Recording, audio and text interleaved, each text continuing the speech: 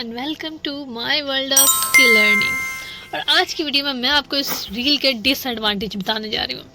मुझे ये रील क्यों नहीं पसंद। तो आज की वीडियो में मैं आपको सिर्फ और सिर्फ अपना एक्सपीरियंस बताऊंगी। जो हमारे जैसे अच्छे बच्चे हैं उनके लिए ये रील बिल्कुल भी नहीं बनी होती। जितने की ये रील आनी है उतने की 2 से 3 बल्कि 4-5 फिशिंग लाइंस आ जाती हैं, जितने की ये एक रील आती है। ठीक है, मैक्सिमम 3 आपकी फिशिंग लाइन तो लाजमन आ जाती हैं, बड़े बंडल आ जाते हैं जितने में ये आपने एक रील लेनी होती है। वीडियो के एंड में मैं आपको बताऊंगी कि आपने इसको किससे रिप्लेस करना है। तो जैसे कि मैं आपको बता रही हूँ कि मैं कितने दिनों से ये वाला बैग स्टार्ट कर चुकी हुई हूँ। ठीक है, और स्टिल इसको बनने में इसलिए मसला आ रहा था क्योंकि मैंने यही रील ले ली थी। मुझे रील इसलिए नहीं पसंद क्योंकि ये जब एंड पे रह जाती है तो ये कुछ यूं बल खा जाती है, चूड़ियाँ बन जाती हैं, इसके स्प्रिंग टाइप बन जाते हैं, जिसकी वजह से आपको बनाने में इतनी दुश्वारी होती है ना कि आपकी छोटी चीज़ इतना टाइम ले लेती है कि मैं कहती हूँ खत्म है। और ये देखें, जो लड़की कहती थी कि बैग स्टिफ नहीं बनते, आप मेरा बैग देख लें तो ये इंतहा का स्टिफ है। ठीक है, ये ऐसे ऐसे गिर नहीं रहा। निचली साइड से भी देख लें कि बिल्कुल स्टिफ है। तो अगर आपको ये बनाने सीखनी हो तो आप मेरा कोर्स ज्वाइन कर सकती हैं। ठीक है जी, आप मेरा beads bag making course join कर सकती हैं। मैं उसमें आपको प्रॉपरली सिखाऊंगी कि इसमें क्या टेक्निक्स लगती हैं, किस तरह आपने इस तरह के बैगों को बनाना होता है। तो इसमें मैंने क्या किया था, मैंने फिशिंग लाइन यूज़ कर ली। ये पड़ी हुई थी घर में, एक्स्ट्रा थी मेरे पास, इस टाइम बंडल खत्म हुआ था तो मैंने ये यूज़ कर लिया और इसने मुझे इंतहा का तंग किया, इसके स्प्रिंग बन गए। सेकंड, इसका जो डिसएडवांटेज ये होता है कि इसको संभालना मुश्किल होती है। आप थोड़ी थोड़ी यूज़ करते हो, होती है फिशिंग लाइन है, लेकिन इनको उन्होंने काफ़ी टाइम से रखा होता है, कभी कभार ये कच्ची हो जाती है। ये इतनी ज़्यादा सेल होने वाला प्रोडक्ट नहीं होता, तो इस वजह से धूपों में रहने की वजह से, वैसे बाहर एक्सपायर होने की वजह से ये काफ़ी लूज़ हो गया होता है, तो इसके टूटने के चांसेस ज़्यादा होते हैं। थर्ड, इसका जो मैं आपको डिसएडवांटेज बताऊं वो तो एक लंबी चौड़ी लिस्ट है। अच्छा, थर्ड, इसका डिसएडवांटेज जो है, जो कि एज अ सेलर मैं जानती हूँ क्योंकि मैंने सेल की मैं बंडल भी। आप सबको पता होगा कि जब मैंने बिल्कुल स्टार्ट में काम स्टार्ट किया था तो मैं फिशिंग लाइन के बंडल सेल करती थी और रूल सेल करती थी, सॉरी। और वो 200 मीटर तक मैंने सेल करने शुरू किए थे दराज में।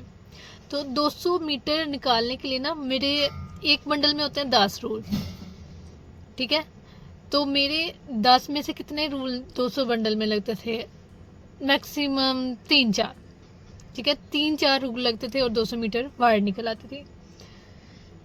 ये जो होता ना, ये बिगनर्स के लिए अच्छा रहता है, या जिन्होंने बहुत काम करना है तो वो मंगवा लेती हैं, जिनके बड़े ऑर्डर्स आते हैं वो मंगवा लेती हैं।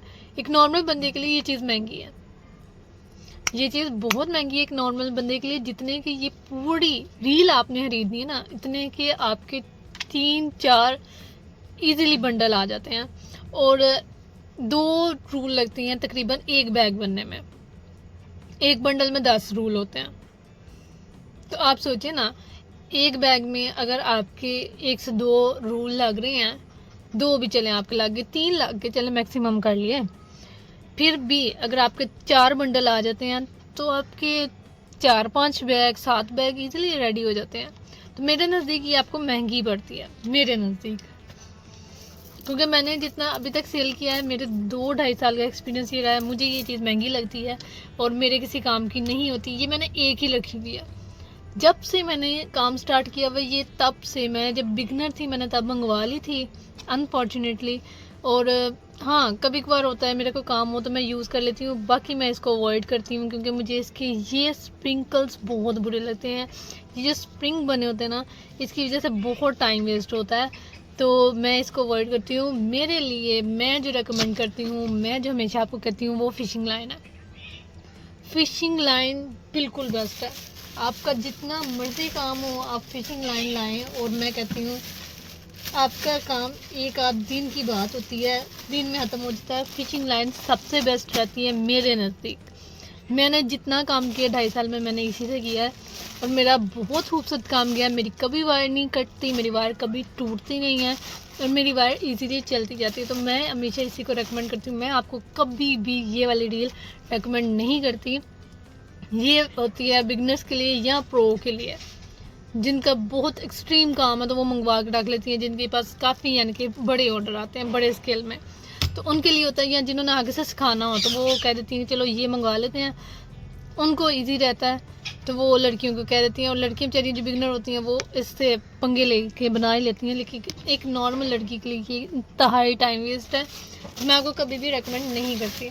मैंने हमेशा आपको ईजी से ईजी काम बताती हूँ, आपको सस्ते से सस्ता काम बताने की कोशिश करती हूँ, क्योंकि मैं जानती हूँ मेरी अक्सर ऑडियंस और जो पाकिस्तानी अवाम है, लड़कियाँ बेचारी, उन्होंने अपनी छोटी छोटी पॉकेट मनी से करना होता है। किसी को 500 रुपये मिल रहे हैं घर से, किसी को 200 रुपये मिल रहे हैं, किसी को चलो बहुत छलांग मारी 1000 रुपये मिल रहा है। तो उन लड़कियों के लिए मैं कोशिश करती हूँ मैं आपको सस्ते से सस्ती चीज़ रेकमेंड करूँ जो कि अच्छी भी हो लेकिन आपके बजट में भी हो। तो मैंने आपको वही चीज़ें बताई हैं। सो आई होप आपको आज की वीडियो बहुत अच्छी लगी होगी। और कोई क्वेश्चन होता है तो कमेंट सेक्शन में कर लिया करें।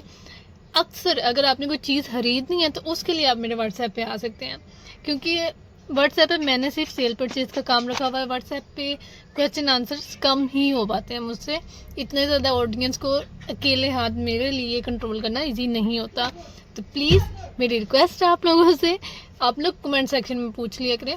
हाँ, मैं जिस टाइम फ्री होती हूँ मैं सारे कमेंट के एक एक कमेंट का रिप्लाई करने की कोशिश करती हूँ, ठीक है। सो आई होप आपको आज की वीडियो बहुत अच्छी लगी होगी। तो अपना बहुत सारा ख्याल रखिएगा। फी अमान अल्लाह।